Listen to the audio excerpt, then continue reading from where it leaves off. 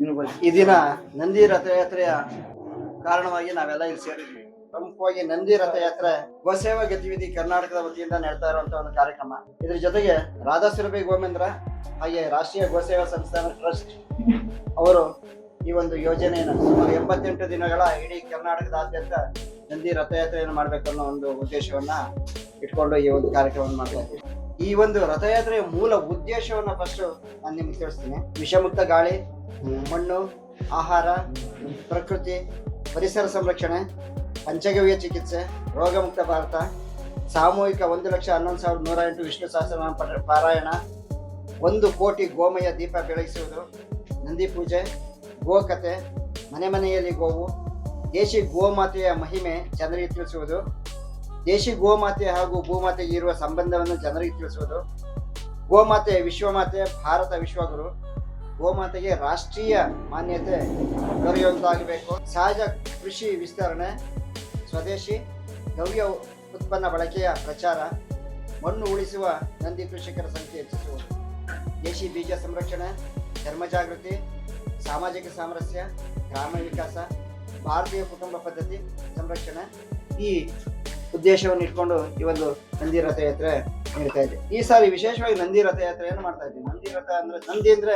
ಗಂಡು ಕರುವಿಗೆ ಅಥವಾ ಹಸುವಿಗೆ ಗಂಡು ಹೋರಿಗೆ ಅದನ್ನ ನಂದಿ ಅಂತ ಕರಿತೀವಿ. ವಿಶೇಷವಾಗಿ ಯಾಕೆ ಇದಕ್ಕೆ ಆದ್ಯತೆಯನ್ನು ಕೊಡ್ಬೇಕಂದ್ರೆ ನಮಗೆ ಗೊತ್ತಿದೆ, ಈ ಇತ್ತೀಚಿನ ದಿನಗಳಲ್ಲಿ ನಾವು ಕೃತಕವಾಗಿ ಗರ್ಭಧಾರಣೆಯನ್ನು ಮಾಡಿಸೋದು, ಹಸುಗಳಿಗೆ ಕೃತಕವಾಗಿ ಇಂಜೆಕ್ಷನ್ ಮುಖಾಂತರ, ಸೆವೆನ್ಸ್ ಮುಖಾಂತರ ಗರ್ಭಧಾರಣೆ ಮಾಡಿಸ್ತಾ ಇದೀವಿ.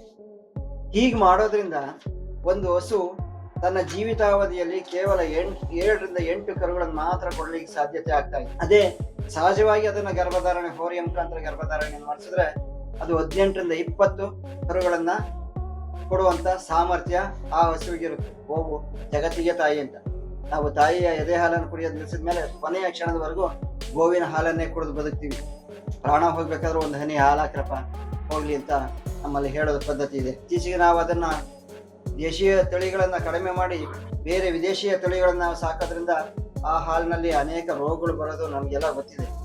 ಇತ್ತೀಚೆಗೆ ಬರ್ತಾ ಇರೋ ಶುಗರ್, ಹಾರ್ಟ್ ಅಟ್ಯಾಕ್ ಮತ್ತೆ BP ಇನ್ನು ಅನೇಕ ರೋಗಗಳಿಗೆ ಈ ವಿದೇಶಿ ಗೋವುಗಳಿಂದ ಬರ್ತಾ ಇರೋ ಹಾಲು ಕಾರಣ ಆಗಿದೆ. ಜಗತ್ತಿನ ಉಳಿವಿಗೋಸ್ಕರ ಭಗವಂತ ಶಂಕರನೇ ತನ್ನ ನಂದಿಯನ್ನ ಭೂಮಿಗೆ ಕಳಿಸ್ತಾ ನಮಗೆ ಅನುಕೂಲ ಮಾಡೋದಕ್ಕೋಸ್ಕರ ಅಂತ.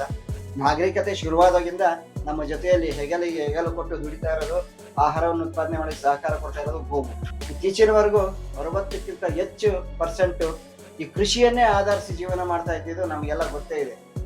ಆದ್ರೆ ಇವತ್ತು ಅದು ಕಡಿಮೆ ಆಗ್ತೈತೆ. ಪ್ರತಿದಿನ 2,000 ಕುಟುಂಬಗಳು ಕೃಷಿಯನ್ನ ಬಿಟ್ಟು ಹೋಗ್ತಾ ಇದ್ದಾವೆ ಅನ್ನೋದು ಪ್ರಮುಖವಾದ ಅಂಶ. ಇತ್ತೀಚಿನ ಒಂದು ಸಂಶೋಧನೆಯಿಂದ ಬಂದಿರುತ್ತೆ.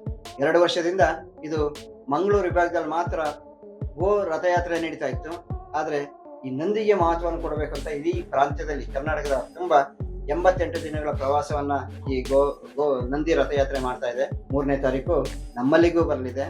ನಾವು ಎಲ್ಲ ಸೇರ್ಕೊಂಡು ಅದನ್ನ ಒಂದು ಉತ್ತಮವಾದ ಶೋಭಾಯಾತ್ರೆ ಮುಖಾಂತರ ಮತ್ತೆ ಆ ನಂದಿ ಬಂದಾಗ ವಿಷ್ಣು ಸಹಸ್ರನಾಮ ಪಠಣದ ಮುಖಾಂತರ ಪೂರ್ಣ ಕುಂಭದ ಸ್ವಾಗತವನ್ನು ಮಾಡಿ ವಿಷ್ಣು ಸಹಸ್ರನಾಮ ಪಠಣ ಮಾಡಿ ಒಂದು ಕಾರ್ಯಕ್ರಮವನ್ನು ಮಾಡಬೇಕನ್ನೋ ಯೋಜನೆ ಆಗಿದೆ. ಹಾಗೆ ನಂದಿ ಪೂಜೆಯಲ್ಲಿ ಒಂದು ವಿಶೇಷತೆ ಅಂದ್ರೆ ನಂದಿ ಪೂಜೆಯನ್ನು ಮಾಡೋದಕ್ಕೆ ಅವಕಾಶವನ್ನು ಮಾಡ್ಕೊಟ್ಟಿದ್ದಾರೆ.